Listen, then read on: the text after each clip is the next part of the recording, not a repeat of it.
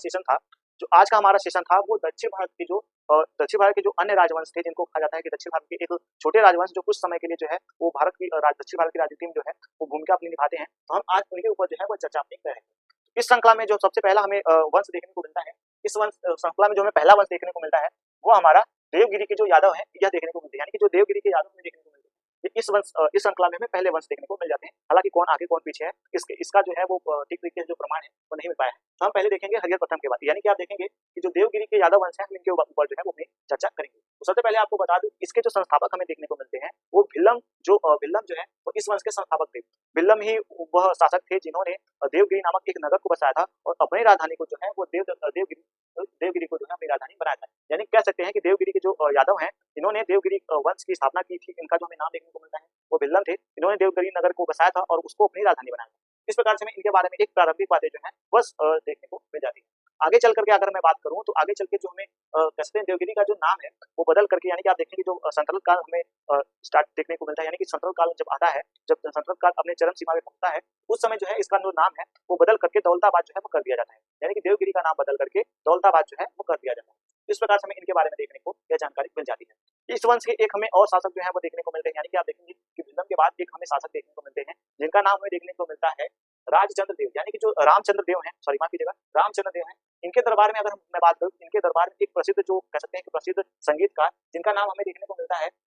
सारंग देव, यानी कि जो सारंग देव हैं, यानी कि कह सकते हैं कि सारंग देव इनके संगीत से ही लग रहा है कि संगीतकार थे, तो सारंग देव थे, तो इन्होंने यह इनके जो दरबार में निवास करते थे। इसके बाद आपको बता दूं एक हमें और जो है वो प्रमाण देखने को मिलता है कि दक्षिण भारत के एक प्रसिद्ध जो गायक हैं, दक्षिण भारत के एक प्रसिद्ध गायक थे जिनका नाम था गोपाल, वह इनके कह सकते हैं दरबार में जो है वो निवास करते थे। इस प्रकार से हमें इनके बारे में जो है वह जानकारी एक इनके दरबार के जो मुख्य बिंदु थे उनके ऊपर जो हमने चर्चा कर ली। उसके बाद आपको बता दूं कि जो रामचंद्र देव हमें देखने को मिलते हैं, इनके बारे में हमें ऐसा वर्णन देखने को मिलता है कि रामचंद्र देव के बारे में अलाउद्दीन खिलजी के कह सकते हैं कि अलाउद्दीन खिलजी ने इनको राम राय का जो है वो उपाधि दिया था, यानी कि रायन का उपाधि जो है वो दिया था। और उसके बाद इनकी एक पुत्री थी जिनका नाम हमें देखने को मिलता है जलपल्ली से जो है वह विवाह कर लेते हैं, यानी कि जो अलाउद्दीन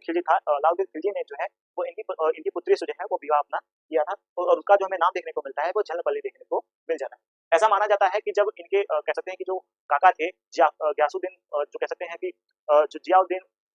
खिलजी हमें देखने को मिलते हैं, उनको हत्या जो है वो इसी के बाद जो है वो कर दिया गया था, यानी कि ऐसा कहा जाता है कि देवगिरी पर ही इसने इस समय आक्रमण किया था अलाउद्दीन खिलजी ने। तो अब हमने इनके ऊपर जो है वो चर्चा करी, यानी कि देवगिरी वंश के बारे में हम देखिए, देवगिरी के जो यादव वंश थे हमने उनके ऊपर जो है वो चर्चा कर ली।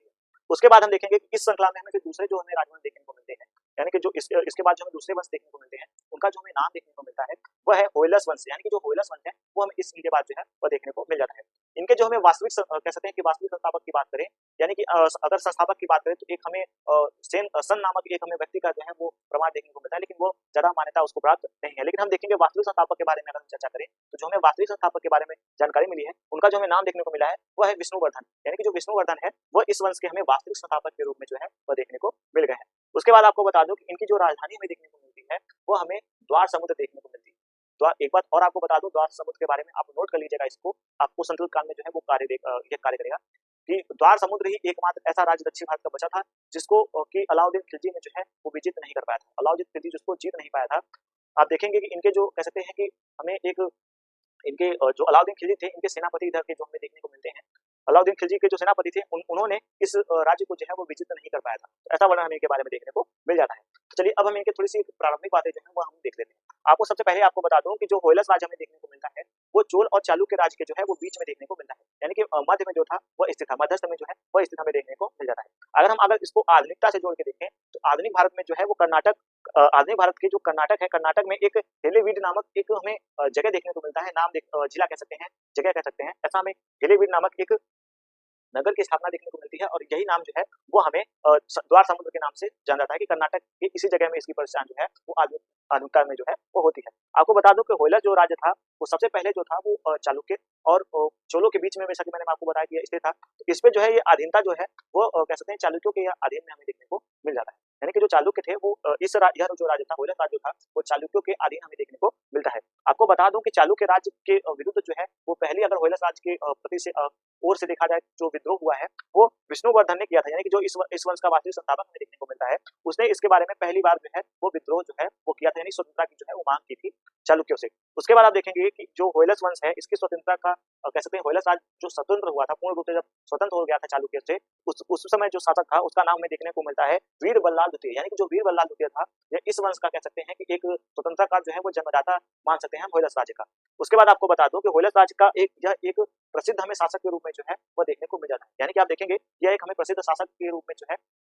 वो भीम जो वीर बल्लाल द्वितीय है वो हमें देखने को मिलता है इस वंश का हमें प्रसिद्ध शासक के रूप में। उसके बाद आपको बता दूं कि इसने एक महत्वपूर्ण जो उपाधि थी उसको धारण की थी, एक महत्वपूर्ण उपाधि धारी थी जिसका नाम हमें देखने को मिलता है दक्षिणानाथ, यानी कि दक्षिणानाथ की इसने उपाधि जो है वह धारण की थी। इस वंश का जो अंतिम हमें शासक देखने को मिलता है वो बल्लाल चतुर्थ देखने को मिलता है, जो बल्लाल चतुर्थ है वो इस वंश का हमें अंतिम शासक के रूप में जो है कह सकते हैं कि देखने को मिल जाता है। एक बात और आपको बता दूं कि इस वंश का इस साम्राज्य का जो विलय है वो आगे चल करके जब हमें संतुलन काल देखने को मिलता है तो आप देखेंगे कि दक्षिण भारत में एक बुक्का और कह सकते हैं कि उनके जो भाई हमें देखने को मिलता है, कह सकते हैं कि इन हरिहर और बुक्का जो है वो विजयनगर साम्राज्य की जो है वो स्थापना करते हैं। तो उस समय जो है वो इनके भाई यानी कि आप देखेंगे जो हरिहर थे, हरिहर प्रथम ने अपने भाई बुक्का से कह करके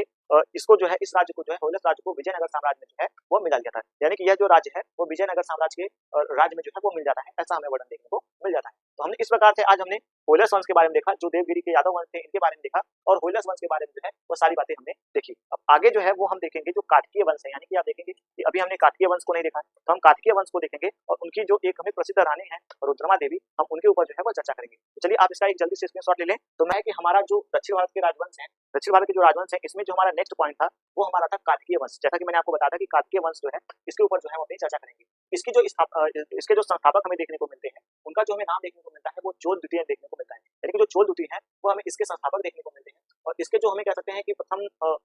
जो इनके दूसरा जो हमें नाम देखने को मिलता है वो हमें रुद्र प्रथम जो है वो नाम देखने को मिलता है। इस वंश के जो अंतिम शासक थे इनका जो हमें नाम देखने को मिलता है वह है रुद्र प्रताप देव, यानी कि जो रुद्र प्रताप देव थे इसको रानी रुद्रमा देवी ने जो है वो गोद लिया था, ऐसा वर्णन इनके बारे में देखने को मिल जाता है। आपको बता दूं कि रुद्र प्रथम के उत्तराधिकारी जो थे वह गणपति हुए थे, यानी कि जो गणपति थे,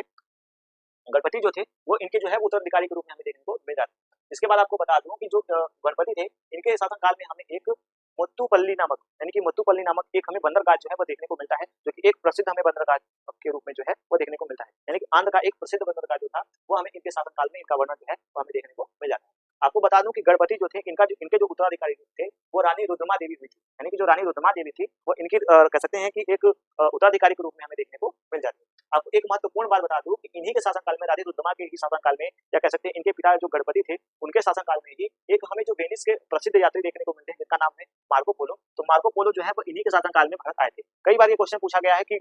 जो मार्को पोलो है वो किसके शासनकाल में आए थे, वो कहाँ के रहने वाले थे, या कह सकते हैं कि किनके दरबार में आए थे, ऐसा वर्णन जो है वो हमें देखने को मिल जाता है। आपको बता दूं कि जो वारंगल हमें देखने को मिलती है जो कि इनकी राजधानी हमें देखने को मिलती है, यानी कि आपको बता दूं काकतीय वंश का जो हमें राजधानी वारंगल देखने को मिलता है इसका जो है वो नाम बदल करके गियासुद्दीन ने, इसका जो नाम बदल करके गियासुद्दीन ने जो है वो सुल्तानपुर रख दिया था। तो सुल्तानपुर इसका जो है वो नाम रख दिया था। तो आपको इस बात को जो है वो नोट कर लेना है। यानी कि आप देखेंगे गणपति की जो हमें गणपति के जो हमें उत्तराधिकारी देखने को मिली है वो रानी हमें रुद्रमा देवी देखने को मिल जाती है, यानी कि जो रानी रुद्रमा देवी है ये इनके बाद जो है वो इनकी कह सकते हैं उत्तराधिकारी के रूप में जो है वो कार्य करती है। उसके बाद आपको बता दूं कि 1262 से लेकर के 1289 ईस्वी तक का जो है वो इनका हमें टाइम पीरियड देखने को मिलता है। एक बात आपको बता दूं कि प्रारंभिक दौर में, यानी कि जब रानी रुद्रमा देवी कह सकते हैं कि बचपन के दौर में, कह सकते हैं प्रारंभिक दौर में जो है वो इनका जो है वो पहचान को जो है वो गुप्त रखा गया था, यानी कि ये तो थी एक महिला शासका, लेकिन इनको प्रारंभ में जो है वो पुरुष जो है वो बताया गया था, यानी कि इनको युवराज करके जो है वो संबोधित जो है वो किया जाता था, यह एक युवराज है। तो इसी प्रकार से हमें देखेंगे कि रानी रुद्रमा का जो हमें प्रारंभिक जो हमें अभिलेख देखने को मिले हैं उसमें इनका जो हमें नाम देखने को मिला है वो महाराज रुद्रदेव देखने को मिला है, यानी कि आप देखेंगे कि महाराज जो रुद्रदेव है वो इनका नाम हमें देखने को मिल जाता है। आप देखेंगे कि लगभग ऐसा माना जाता है, इतिहासकारों में मतभेद है कि लगभग 13 वर्ष की आयु में ऐसा जनता को और इनके राज्य को पता चलता है कि यह एक राजा नहीं, एक युवराज नहीं, एक राजकुमारी है। तो उसके बाद जो है इन्हें रानी रुद्रमा का जो है वो उपाधि जो है वो दिया जाता है। आपको बता दूं कि यह पहली हमें ऐसी इतिहास में ऐसी पहली शासिका जो है वो देखने को मिलती है जो कि रानी के रूप में जो है वो कार्य हमें करती हुई देखने को मिल जाती है। कह सकते हैं अगर महिला शासिकाओं में अगर हम बात करें तो ये हमें लगभग ऐसी हैं जो रजिया सुल्तान से पहले अगर हम बात करें तो रजिया सुल्तान अगर दिल्ली सल्तनत में हम देखते हैं तो लगभग ये टाइम पीरियड जो है वो उन्हीं के बाद का है। आप देखेंगे कि रजिया सुल्तान का जो हमें टाइम पीरियड देखने को मिलता है वो 1236 ईस्वी से लेकर के 1240 ईस्वी तक, यानी कि 4 वर्ष का जो है वो हमें समय रजिया सुल्तान का देखने को मिलता है। उसके बाद जो है वो इनका हमें समय जो है वो देखने को मिलता है, यानी कि आप देखेंगे कि 1262 से लेकर 1289 ईस्वी तक का जो हमें इनका टाइम पीरियड देखने को मिल जाता है। आपको बता दूं कि जो रानी रुद्रमा देवी है इनका जो कह सकते हैं उत्तराधिकारी जो हमें देखने को मिलता है, जिसको इन्होंने गोद लिया था, रानी दुर्लमा देवी ने एक कह सकते हैं कि बालक को गोद लिया था जिसका नाम था रुद्र प्रताप देव, यानी कि यही इस वंश का जो है वो आखिरी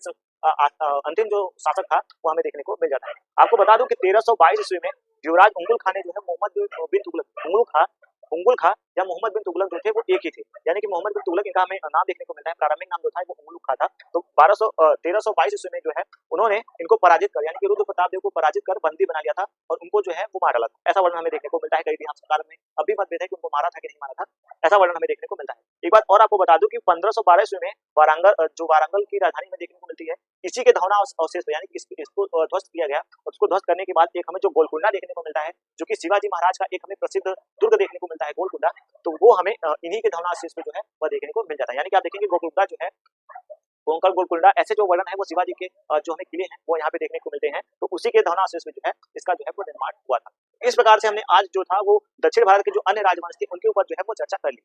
तो आपको ये क्लास कैसी लगी कमेंट सेक्शन में जरूर बताइएगा। कुछ लोगों का कमेंट्स आ रहा था कि आप जो है वो आपकी जो राइटिंग है थोड़ी छोटी है, तो मैंने आज अलग अलग जो है वो कलर से और अलग थोड़ा सा बड़ा जो है वो लिखने का प्रयास किया है। तो आप जरूर बताइएगा कि आपको ये कैसी लगी। कमेंट सेक्शन में आपको अगर कोई भी इस क्वेश्चन से यानी कि आपके इस सेशन से जो डाउट्स हो तो जरूर आप पूछ सकते हैं। तो आपको ये क्लास कैसी लगी कमेंट सेक्शन में जरूर बताइएगा। आज की क्लास को हम यहीं तक रखते हैं, चलते हैं, जय हिंद।